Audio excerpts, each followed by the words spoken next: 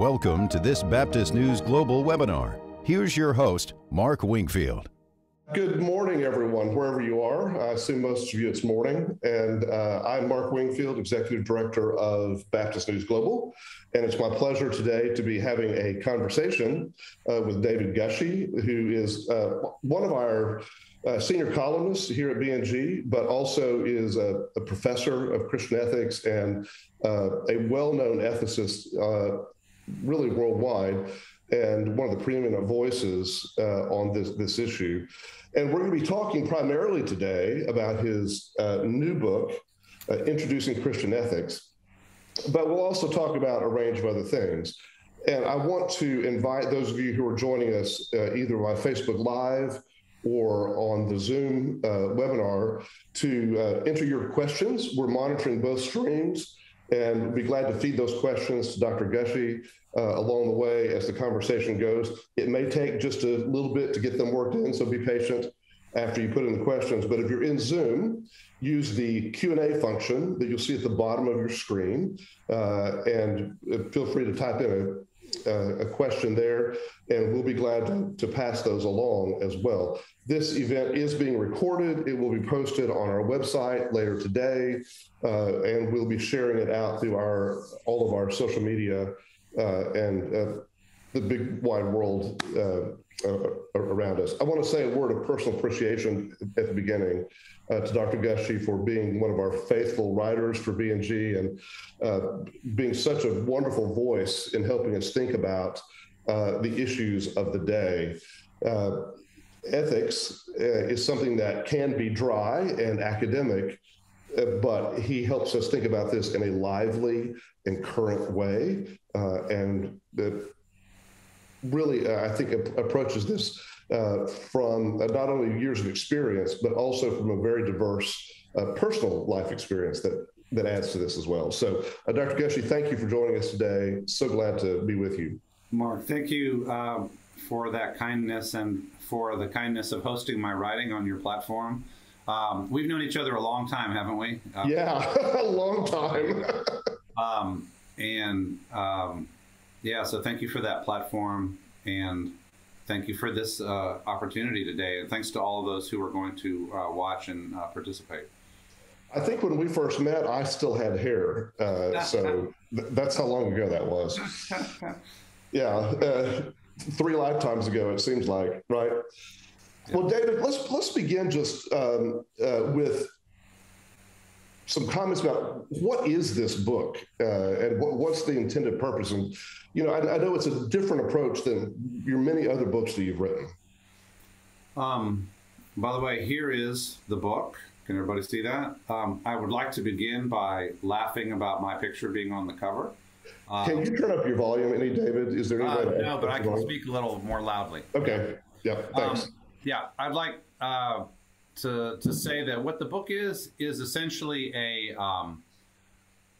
primer, a new introduction to Christian ethics, covering the most important convictions that I have developed now over a 30-year career, written as a final set of intro lectures at McAfee School of Theology. That's where it was born. And intended for a global audience, not just of scholars, but of regular lay people as well, church folk and whoever's interested. So there's a strong effort to communicate to the global Christian community.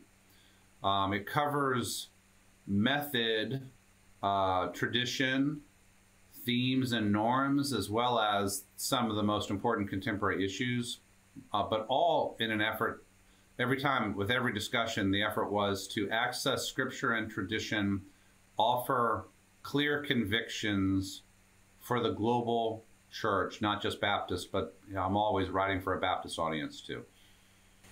So we had a little bit of chuckle earlier because when I set up this webinar, and some of you participants may have noticed this, someone actually called it to my attention. I had a typo in the title of the webinar. Our motto at B&G is that we engage in change-making conversations. And so this was to be a change-making conversation with David Gushee, except I transposed some letters and it ended up being change-making conservation with David Gushee. And you said there's actually probably some truth in that? I thought only the shrewd Mark Wingfield could have come up with that interpretation.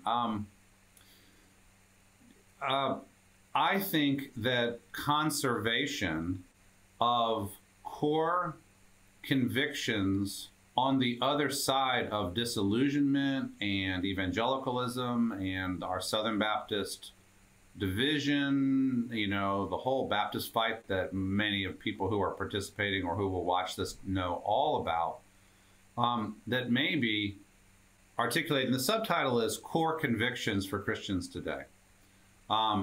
Mainly core moral convictions, though there's plenty of theology there too. Articulating core convictions on the other side of disillusionment may be change-making, in the sense that I think part of where we are in a post-evangelical, post-Southern Baptist, post-everything space is in need of some core convictions that are worth conserving. Mm. And that can, in fact, be change-making, both a change from brittle fundamentalism or, you know, MAGA Trump fundamentalism, right? But also from a kind of a, I don't know anything anymore, normlessness that can come on the other side of disillusionment. So change-making conservation is exactly right, Mark. So great job on that. Good typo, right? That's what you can call this, like forever online, change-making. Well, you know, you just sort of stepped up to an interesting idea here, and that is this disillusionment that we may feel. And this takes many forms and names today, anything from the formal name of deconstruction to pandemic fatigue and pandemic depression, which certainly has added to all of this, right? So we have this national malaise, we have the spiritual malaise, we have the pandemic on top of it. And it seems that people are really, I know all of us in ways are seeming to try to grasp something to hold on to that's meaningful, right? Yeah, we don't know what church is anymore. We don't know what theology should look like anymore. We don't know what it means to be Baptist anymore. A lot of people aren't sure they want to be Christian anymore. We're not sure what it means to be done with this pandemic. Whether we're supposed to be wearing masks still forever. What does it mean? What does it mean to be vaccinated? We don't even know that, right? But I wrote, you know, after evangelicalism that came out in August of 20, and since that time, I've been getting a lot of communications from people who would say that they're in a deconstruction process. I'm not sure. I don't think I used that word in that book, but the conversation online is filled with talk of deconstruction, and a lot of panic about deconstruction on the conservative side. People don't believe in anything anymore.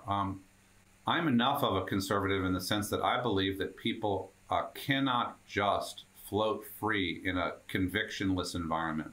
People need sturdy things to believe in, and if we're going to be followers of Jesus, we still need to believe some things. And in the ethical arena, after 30 years of gutting sometimes conflict, conversation, death threats, differences of opinion, arguments that I've been a participant and recipient of, I still believe in some things. And themes like the sacredness of each life and the necessity of truth and the fundamental significance of justice and the soaring commitment to love our neighbors, that Jesus meant what he said about forgiveness, that covenant matters. And I'm concerned that we still, in all of our churches, have the ability to communicate convictions that people can build their lives around. Well, that's a beautifully said and such a challenging thing. My observation from working in this field for a long time, both as a journalist and a pastor, is that there's been this disconnect, but that a certain group has claimed to believe in absolutes and to believe in, the faith, when in reality, there are a lot of folks like you who may have, moved away from some of that hard and fast stuff, but still very much believe in some key ideas. And this is really important. It's not nothing, right? It's not nothing.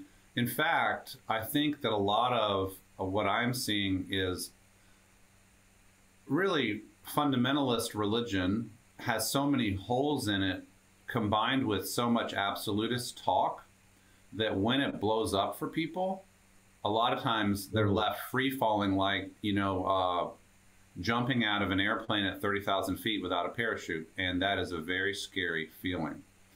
And also, I think in our churches, there's a lot of concern about articulating strongly felt convictions for fear of dividing already weak churches or already divided communities. And so what's offered is pretty thin gruel, don't want to say too much that might offend. Somebody might interpret this the wrong way.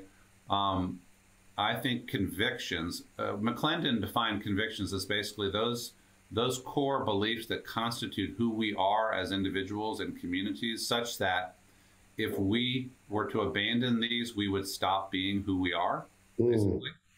That I don't understand Christianity without convictions, but sometimes this does involve deconstructed convictions that we were once taught were essential, like inerrancy or women's subordination, and replacing them with other convictions that are sturdy, sustainable, and better in terms of, I think, the vision of Jesus and a better reading of Christian tradition. So the book rings with convictions, while also talking about arenas of disagreement that are never going to quite go away. And, so all Christian theology and ethics is a series of arguments. But in the end, for everyday life, we must arrive at convictions sturdy enough to build our lives on.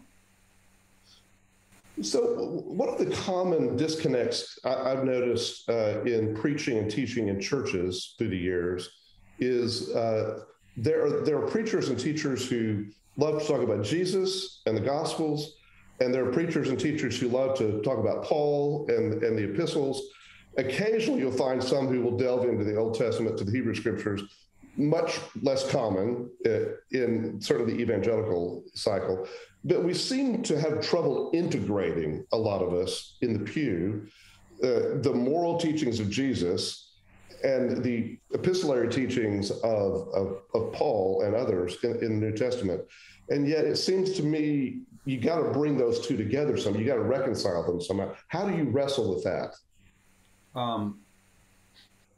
In all of my work, and probably most people who are going to access this material will remember Kingdom Ethics that Glenn Stassen and I wrote together. By the way, I would footnote, there are now 2 editions of Kingdom Ethics, and I did the second one after Glenn died in 2014. This book engages Kingdom Ethics a lot, but then, 6 years later moves into some new territory and is my own individual voice. So that's how it's different. It's kind of like, I wouldn't say it's Kingdom Ethics 3.0 because it's a new book with that builds on Kingdom Ethics, but also on hopefully a wide range of resources, Protestant, Catholic, and Orthodox. But anyway, part of what I think I'm trying to do in the book and what people are seeing is to introduce readers to the broad Christian ethical conversation as it has developed over 2,000 years. And that conversation involves the embedding into the moral tradition of Christianity of scriptures from across the canon. Hebrew Bible, New Testament, Jesus, Gospels, Paul, prophets, law. And so it isn't just that the whole canon matters. It's also that the tradition of the church, or the traditions of the churches, has a long trajectory of deploying certain texts as being especially significant, right? And so if you're going to engage the tradition in a change-making conservation kind of way, right. Then you're going to need to see how and which texts have been most significant. An example is in the discussion of war. Any discussion of the state or violence, war, or criminal justice, you're going to have to deal with Romans 13. That's the text that talks about, submit to governing authorities which are established by God, right? That text is something of a locus classicus for all discussion in the tradition, and yet alone it's dangerous because it tends to be read in an authoritarian way with a lot of readiness to support violence. So you have to bring it into conversation with the Sermon on the Mount and with an understanding of the state that is a little more critical, like when the prophets go after the kings, right? And so part of what the book does is to draw on the scriptures that have been most important in all these different ethical conversations, and to see that they themselves are part of the argument, and sometimes are in tension with each other. And that's part of what makes the tradition so rich, is everything is a conversation, including an argument, and between texts. The flat Bible of the fundamentalists, where everything just neatly coheres, that's not what the Bible is. It's not what we actually have. And so to have a strong conversation that is biblically rich, you're going to have arguments about competing strands of the Bible itself. So, that's a good segue to ask about what counsel you would have to those of us who are preachers or teachers in church settings in particular, but maybe other places. There's a lot of people who are teaching Bible studies or preaching sermons, obviously. How can someone in that role weave some of your ideas from this book into their preaching and teaching, to give a cohesion, to work this, the basic ideas of Christian ethics into an exposition of a text? Well, I was taught that there's essentially two main approaches. One is to work with a specific text and to see where it takes you, right? And many biblical texts have rich moral implications, meaning here's what this cashes out to be in terms of what it means to follow Jesus faithfully, right?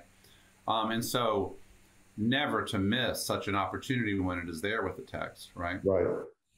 But then there's also more thematic preaching where, the preacher or the Sunday school teacher or whatever decides to do a series. Like actually in May in Amsterdam, Mark, the International Baptist Seminary that I'm now a teacher with is doing an ethics conference, and they decided to pick 5 chapters of this book to make it their theme. And I think they finally decided to call it like core themes in Christian ethics. And those are truthfulness, sacredness, justice, love, and forgiveness. And essentially what I say there is, there could be others. Covenant is another good example, but these themes are important across the Christian life. They're relevant to all issues, and they should be something that we're thinking about across, texts and across the church year and in whatever issue we might be dealing with. And so, but wouldn't that be an interesting series for both education and preaching to work on those themes? Well, that is a fantastic, I'm like taking mental notes on this because I teach a class every Sunday. Recently did a whole series on truth. But those other key ideas, that would be really great material to craft something around. It seems to me, again, as someone who teaches regularly and has been teaching adult Sunday school for 35 years, mainly, that there's always the challenge. Even I tend to teach just straight, we'll take a text and we'll go verse by verse. You are such a conservative, Mark. You are so but look, would you please tell my critics that, right? All right. I mean, I'm doing exegesis and expositional Bible study here. I always do that too, Mark. Not nearly as famously as Beth Moore, but anyhow, one of the challenges is always being able to say, okay, this text, to understand this, we need to look at this text, right? Because as you mentioned, there's an interplay between the text, and there's so much danger when we take a text in isolation. And Romans 13 is a great example that you just gave us of that. Right. One of the things I've always loved about ethics is it is intrinsically interdisciplinary. Like, let's say you're going to take on the subject of, how about economics? Okay. How should Christians think about money in economic life? Well, to do that well, you're going to have to think about a lot of biblical material, right? I mean, think about it. A lot of biblical material. And then you're going to need to think about the tradition of the church, which is quite rich when it comes to issues of wealth and poverty and charity and stewardship and almsgiving and all of that.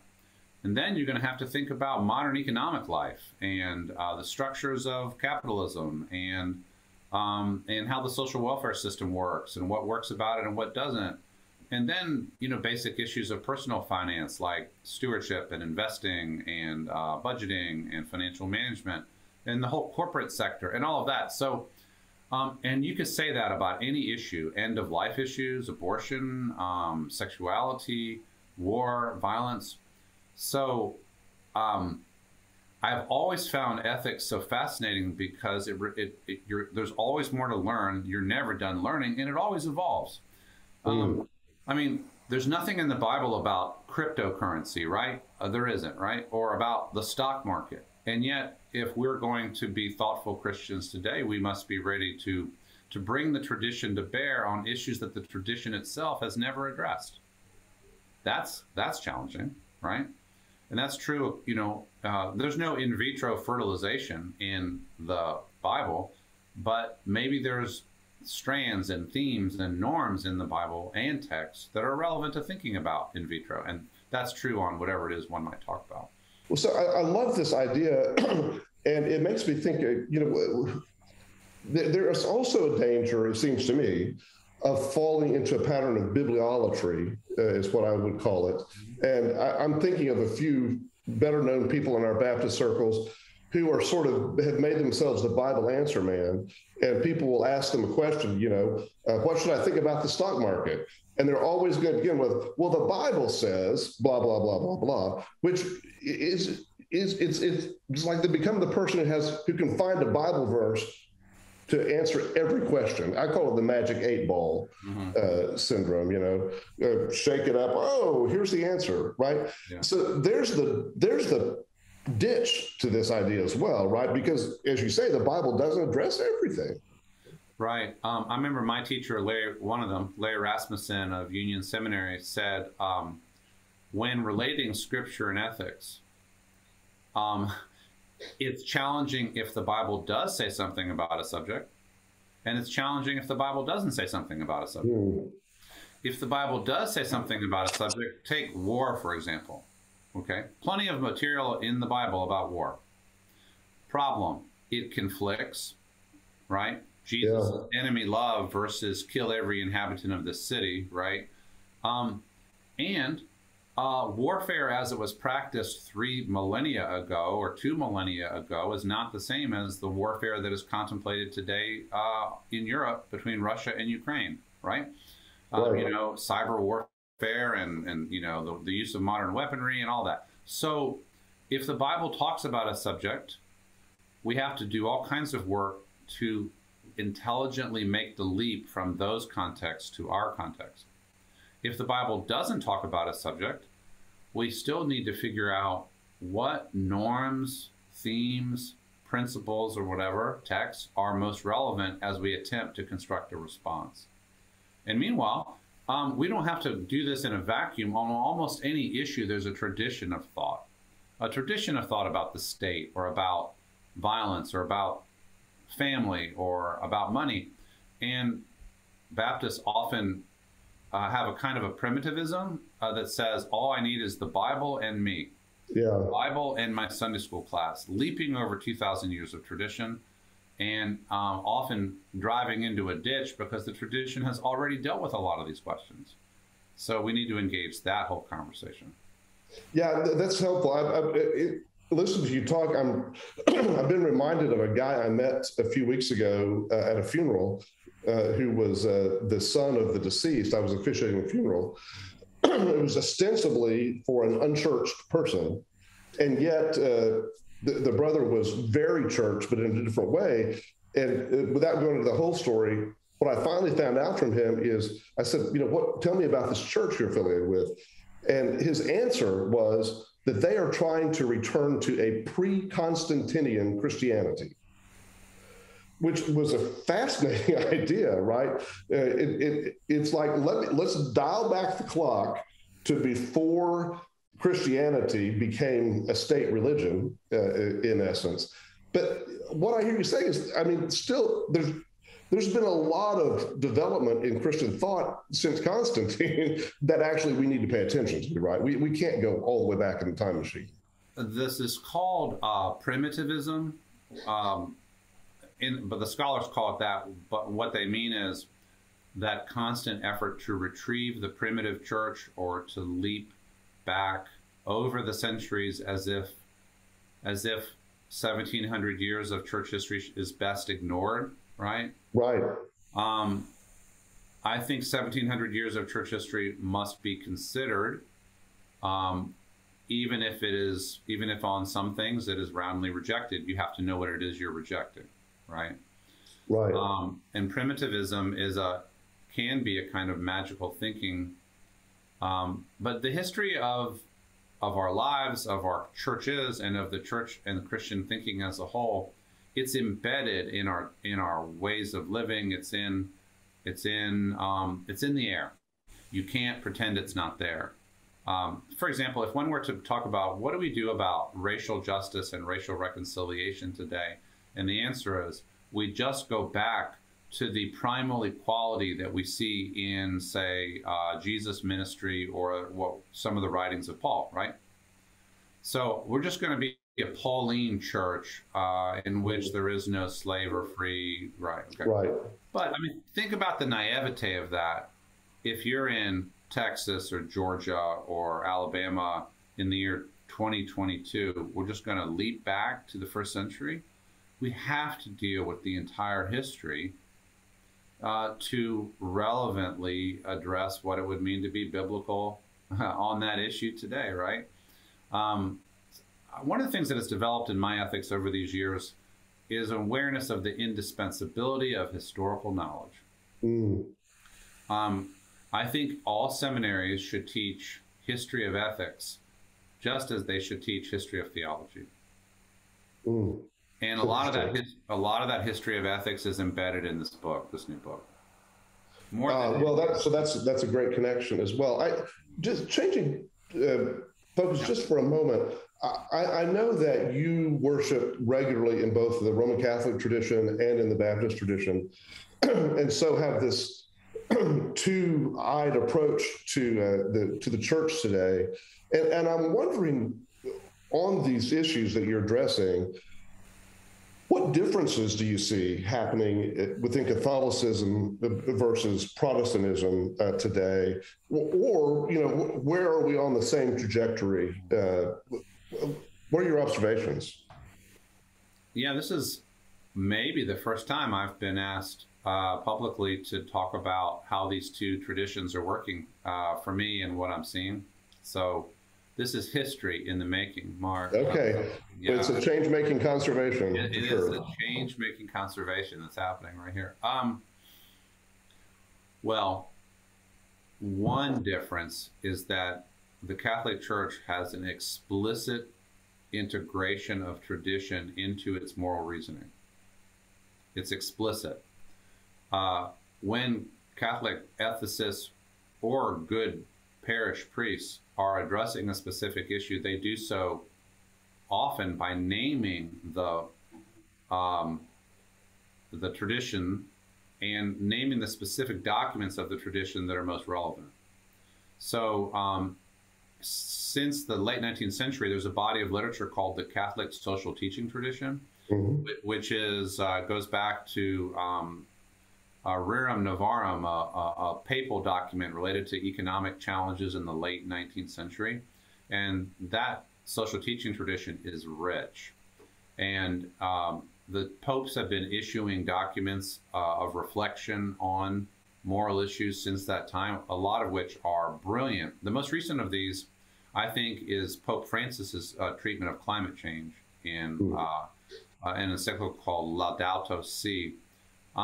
So anyway, the tradition is named, it is explicit, it involves, usually, when these documents are written, it involves the finest minds around the Pope or in the Catholic tradition help to craft them. And you have like a library of resources before you speak about anything.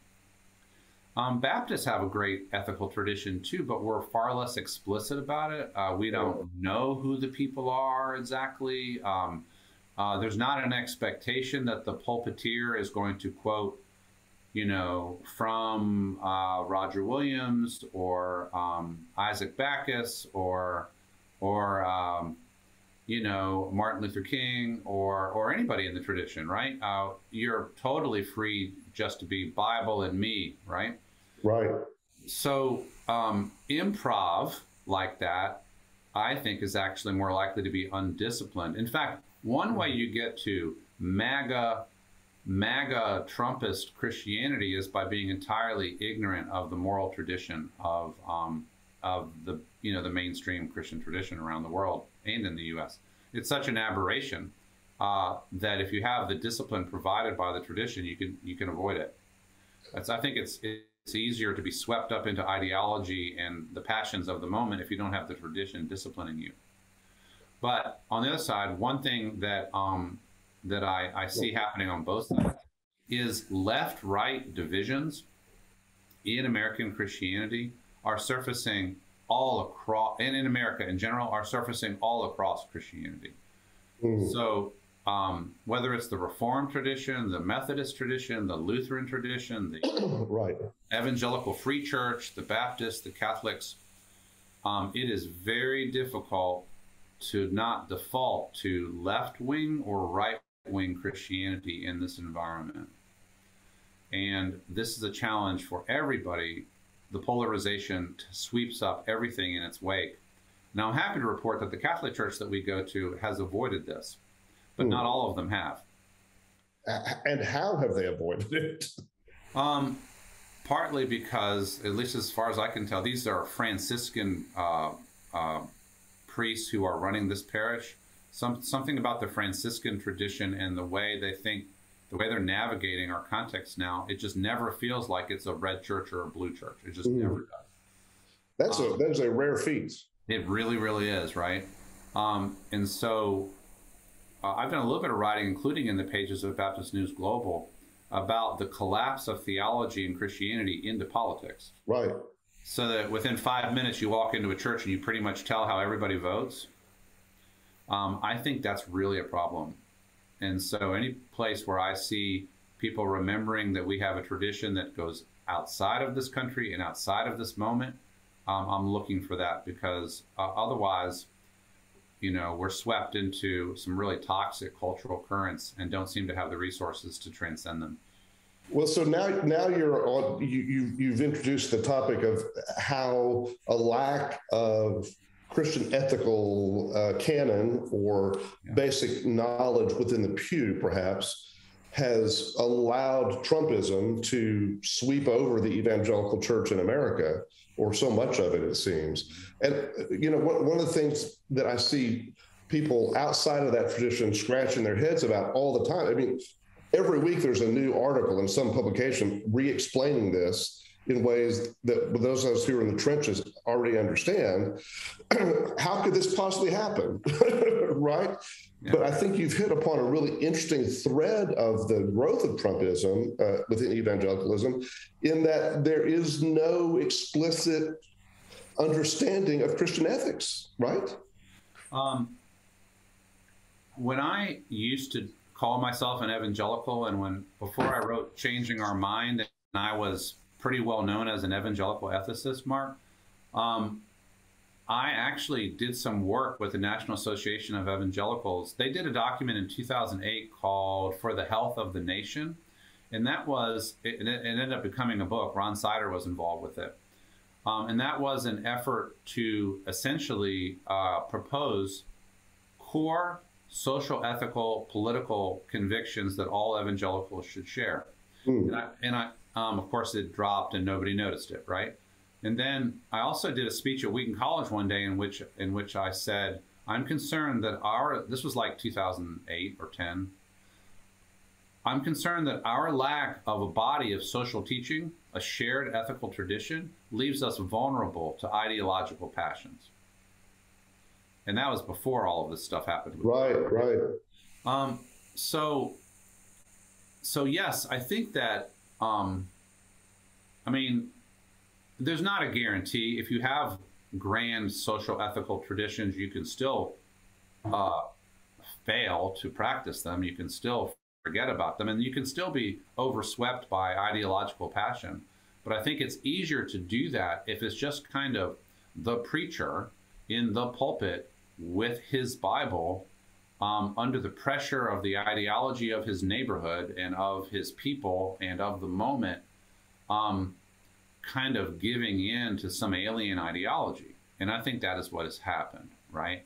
Now, some people would say the same of the left, that some on the left have given in to the alien ideology of the left, and it's not recognizably Christian either, right? So that has to be taken seriously. Right. But I think that the Christian leader has the magnificent and awesome responsibility of saying no to ideologies that are counter to Jesus, even if it costs us our jobs.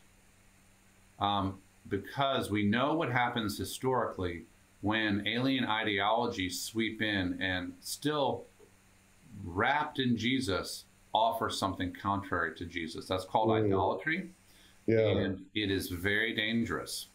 So I think that's some of what has happened in the deep dyed red part of American Christianity. And I've been arguing against it. In fact, it's so profoundly troubling that many millions of us have said that evangelical is no longer what we are, because that community as a whole has been swept into that ideology, and it is dangerous.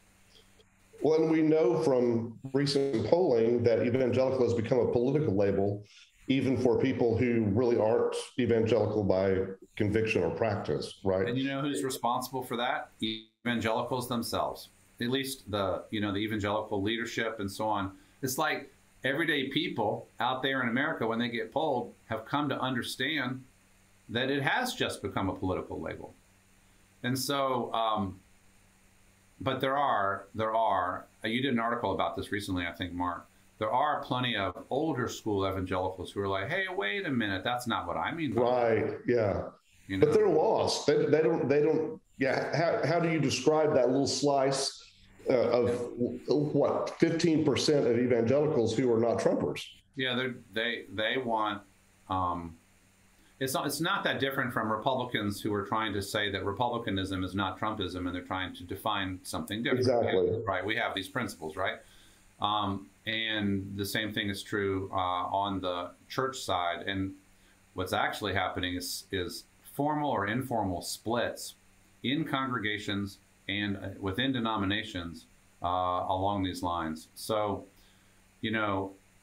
part of, the publisher on the back talks about a reliable guide for a post-evangelical world. And maybe what I hope this book is, a reliable guide for a post-Trumpist, post-red and blue, if possible, Christianity world. This book is attempting to chart a path that looks recognizably in touch with Scripture and tradition, and is not swept into this whole thing. So we've got a couple of questions that relate to this thread. One is, will white evangelicals destroy American Christianity and, as Trump's most loyal voting bloc, ultimately destroy American democracy? There's a big question. one way to think of this is as a virus that may subside. That's a hopeful reading. As I see some evidence of Trump losing some momentum and support, and some recoiling from the nastiness of Trumpism within reliably conservative circles. So, but I would say there's no doubt that the evidence is in. The Trumpification of white evangelicalism has cost white evangelicals themselves a tremendous amount of credibility and a tremendous number of adherents. And it's part of the story in which that has to be told whenever we talk about the declining number of people identifying as Christians in the U.S. right now. Right. It's part of the story. It's not the whole story, but it's part of it. I also believe that the anti-democratic tendencies on some members of this bloc do pose a threat to American democracy. In fact, Mark, my inaugural address at the Free University of Amsterdam in May is going to be called Defending Democracy from Its Christian Enemies.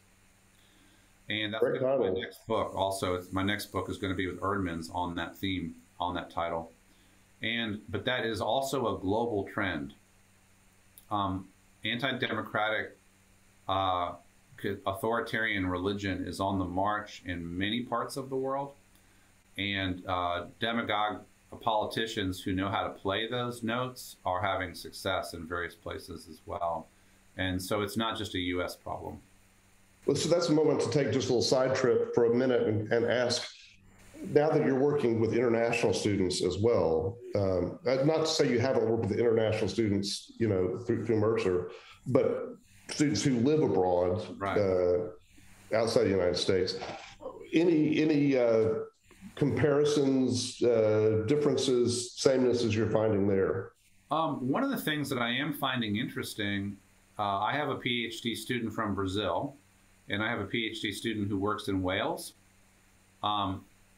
And I have a postdoc from Lithuania, and all of them, as well as two students from America, right? One of whom is one of our writers, Erica Whitaker. Yes. But all of them are aware of inadequacies in Christian political engagement and political theology all over the world, right? My Brazilian student is working on Brazilian Baptist inadequate theology and the practice of justice. And my student in Wales is talking about the need to strengthen Baptist approaches to justice in Wales as well. And one of my American students is working on this too. So despite a lot of rich resources, the sense that Baptists around the world are not adequately engaging public justice issues is universally felt. Interesting. Okay, I need to get back to some questions that are piling up here. Back to the earlier theme, the question is, what do you suggest for those who live in areas where there is no community that has leadership that will say no to ideological craziness, where one desires community, but it is not an option? That sounds really sad, actually. That I guess the questioner is essentially saying, if you walk into any church, you're getting ideology rather than Jesus, right? Yeah. And well, then the only option is to go into online spaces. And I think a permanent legacy of the pandemic is online presence for churches on Sundays is going to continue. Right. And certainly I can imagine here in Texas, there are many places in the state, in rural areas and small towns. Same would be true in parts of Georgia, I'm sure, where this particular ideology is so dominant that it would be very hard to find community in church or anywhere else without leaving town. Yeah. It's increasingly clear to me that one of the unexpected legacies of the pandemic is churches have learned how to be online for every public event, and that we now have national, even global audiences. And by the way, that also serves large numbers of people who can't, maybe because of disability or mobility, they can't leave their homes. They can't or won't, right? And so everybody has a chance to serve the underserved through online space. I actually think, wouldn't it be interesting to try to catalog online options for people who are hungry for a church experience that is not ideologically captive to either right or left-wing ideology, right? I mean, the church that I'm a part of now, Townview Baptist Church in Kennesaw, a small church. Where I have my membership, everything is available on Sunday morning, technologically sophisticated, and it's not an ideological church. I mean, there must be thousands of such opportunities that are in every denomination if you add them all up.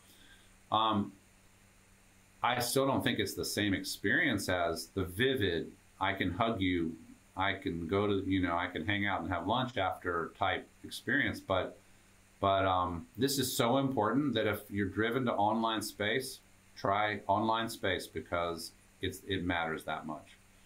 Okay, someone wants you to repeat the qualities that are the framework for Christian ethics. He or she says, I got truth, sacredness, forgiveness, but I think there were a couple of others. Yeah. I call these kind of central norms, and it's chapters 8 through 12 of my new book. By the way, there I am. This book is now out on February 28th and pre-ordering now, right? But those are truthfulness, sacredness or dignity, justice, love, and forgiveness, with a footnote to covenant as a major theme that goes through the book, right? And they're almost like the north, south, east, and west of the compass of ethics, right? Of course, there's 6, so you need 6 points on your dial, right? But truthfulness, sacredness, by the way, since 2012, I've been trying to get Christians to be able to retrieve that word sacredness and use it constructively, right? That every life matters infinitely. That's what that means, as well as God's creation as a whole. Truthfulness, sacredness, justice, love, forgiveness, and covenant. Let's put them all together and say those are the cardinal norms, and they ought to be at the heart of our presentation of what it means to be Christian. Thank you. Again, I think that's exceptionally helpful to all of us. Okay, someone says, so glad to hear the affirmation of teaching the history of ethics. This person's a teacher at the college level and says, I connect the history to various key ethical concepts, and I find that students are very interested in the development of ethics. Do you find the same true within churches, and how can that level of interest or curiosity be encouraged in the general Christian community? Great question. I find that good teaching makes things come alive that people may never have thought mattered, right? When we enrich our preaching and teaching, whether in the classroom or in the church, with the historical depth that is appropriate, examples from history, stories of disputes from history. For example, the argument over the biblical basis of slavery in the mid-19th century, right? That story, everybody should know. Everybody should know that story because it shows how the Bible can be and has been used systematically to oppress people. Right. The history of Christian anti-Semitism quoting the Bible against the Jews. Everybody needs to know that history. So when we make sure to offer those stories, those vignettes, those examples, and how to read more about them, people gobble it up. I've been convinced since I was a college youth minister a lot of years ago that if we challenge people with good, rich material, a significant percentage of them are going to want to learn more. And they're going to be glad that they got something of depth. And so I think this is accessible for people, and it needs to be just woven into everything that we do. Agreed, and that's really a helpful comment. This question's back on something we talked about a few minutes ago. Yeah. How do you handle issues like racial injustice and LGBTQ folks in the attempt to get away from the red-blue divide in churches? I am a post-evangelical because of the Trump takeover. Anything more than you didn't say earlier? Yeah. The challenge is people are being socialized by their televisions instead of by their churches, right? So if you say, today or this week or this month, we're going to tackle issues of racial justice, not because we're good liberals, but because there are central biblical issues at stake, central theological and moral issues at stake. And I tried, this was important to me when I was a pastor too.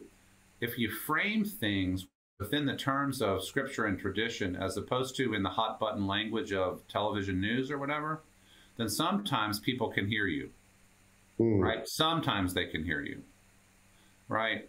So in other words, there's a vocabulary in common contemporary American conversations that you can quickly associate as either right-wing or left-wing vocabulary.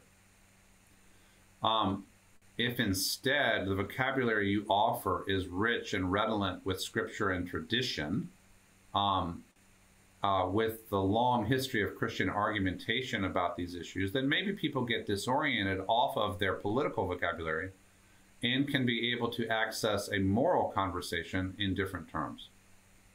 That's not easy to do, because now some people are so ideologically like inflamed that if you attempt to even discuss an issue, they're thinking you're trying to indoctrinate them in like wokeness or something, right? Right. Jesus teaches love your enemies, and you say that, and they think you're being a socialist or something because they heard it on Fox, right? Right. So there are many people who have left the ministry because they have concluded that this has become impossible, that it has become impossible to teach Christian ethics in an environment of a fundamentally anti-Christian ethical politics that's out there. And I understand that. I find it tremendously tragic. But one thing I've tried to do is if I go into a church and I know the politics is mixed, I always try to say what we're going to be doing here is Christian work that is part of a Christian conversation. And it's not about politics, though there may be implications you draw for your politics, but it's about a Christian conversation that's been going on a long time. We're entering that conversation and trying to address it the best way we can. Well, the very essence of gaslighting in this case is teaching people, telling people that these ethical issues are not ethical issues and that these biblical issues are not biblical issues, so that when someone comes in and says, "Thus saith the Lord," very clearly on any of these issues, they can be shot down because we're not going to talk about politics, because the biblical mandate of ethical living has been made into an alleged political issue. Right. When a church gets to that point, it should just be shut down. Because it's not able to do the work of disciple making anymore. And what people do actually is they leave, right? If they realize we can't do discipleship here, they leave. But there's that church still there producing disciples of something other than Jesus. So I like a word you used a minute ago. You talked about people who are inflamed, and it made me think about a chronic inflammation in the body. There's a lot of research today talking about chronic inflammation leading to other bad health outcomes, right? So there's that simmering inflammation that goes untreated in our physical bodies. And that seems a really good metaphor for what's happening in the church as well. There is a chronic untreated inflammation. Yeah. And one has to really think deeply about how we got there. I mean, Mark, think about all the Sunday school classes over how many decades? Think about all the Wednesday night Bible studies. and all the Sunday morning sermons that gave leaders the opportunity to teach a robust version of what it means to follow Jesus. Think about how many opportunities we had and how the ideological captivity of a lot of churches, like whatever we were doing in a lot of our churches, was not enough. And you know what a lot of my African American scholarly friends are saying is, why should this surprise you? Predominantly white forms of American and Southern, especially Christianity, have been compromised for generations. Compromised for generations by racism and by accommodation to racism. Slavery before that, right? Jim Crow. So the ideological captivity of white American churches goes back to the beginning of our country. And when you think about, I used to think about like the hymns we used to sing in Southern Baptist churches back in the day, how few of them had anything relevant to say to the injustice that we were participating in. You know? So the part of the radicalism of the critique of white American Christianity that is happening right now is to say that the Trumpification of the churches is a symptom of a longer ideological captivity. It's not just about that one guy. It's about the compromise of the way of Jesus. Think of James Cone writing about what it was like to encounter white Christians in Arkansas in the 1940s, right? You know, or Howard Thurman and Jesus and the Disinherited. So there's some really creative work being done in church history, American religion, theology, and ethics that says we're just having an unveiling right now of a deeper malady that goes back a long way. Yeah. Okay, I've got one last question that's been put forward by a participant. It's a great one, too. Where does Protestant mysticism fit into all the concerns about the canon versus the role of revealed truth through contemplative prayer? I think that, what a great question. The Protestant side is not as historically mystic-oriented. It's been very word-oriented. Hear the Bible, process the ideas about the Bible, apply the Bible. Sometimes very actually even enlightenment-oriented, right? But it's a time in which we need to access the resources of the whole church. And the resources of the whole church include a deeply contemplative tradition. A really good example of this right now is on environmental issues. The nature, the creation mysticism of Francis of Assisi is very much in the conversation these days about what we need when it comes to, actually, I just read a dissertation by a Baptist student named Jamie Washam that was just approved. She's now Dr. Jamie Washam, pastor up in Rhode Island, as I recall. And it's about the need for an ecological conversion, where we come to see ourselves as part of a common home and kin to all creatures on earth. You know who said that? You know who got that early on? It was Francis of Assisi. It was his creation mysticism that got him there. And so to the question, I wholeheartedly concur that we need to engage all the resources we have to help us get healthy. And one of them is mysticism. It doesn't guarantee anything, but it can open doors that other paths cannot. Wonderful answer, wonderful question, and wonderful answer. We've reached the end of our allotted time here, and the questions, we've managed to work through the questions, which is great. What a robust discussion. David, thank you so much for this. And again, the book, you can pre-order right now. This is what it looks like. It's out on the 28th, right? Right. So just a few days from now, and highly encourage you in that. Thanks to everyone for participating, and we'll see you next time. Thank you so much, Mark. All right. Bye, everyone. Support independent faith-based journalism. Baptist News Global.